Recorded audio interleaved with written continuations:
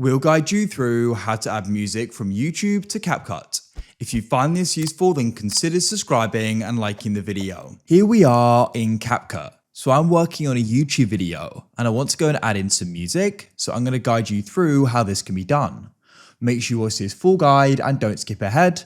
Otherwise, you may go and miss an important part of this. So we need to come out of CapCut like so. You need to go and open a web browser. I'll use Safari as that's the default one on the iPhone. Now, YouTube has specific music we can go and use. So what we need to do is come down and press the search bar.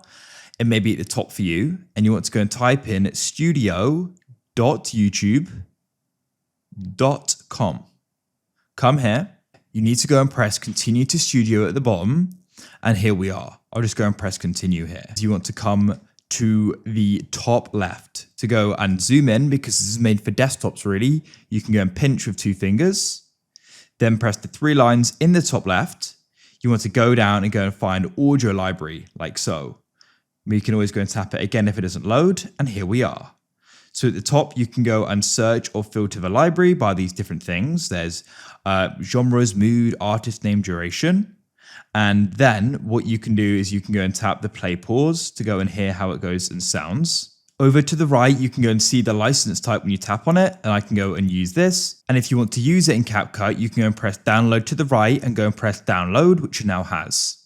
Now we can come and return to CapCut, and to go and add it in, you can make sure nothing is selected, press back if it is, then press audio at the bottom, and you can go and press sounds.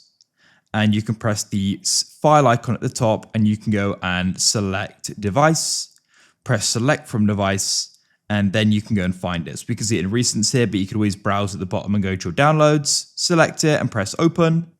And then you can go and press the plus to the right. And we've now added it in.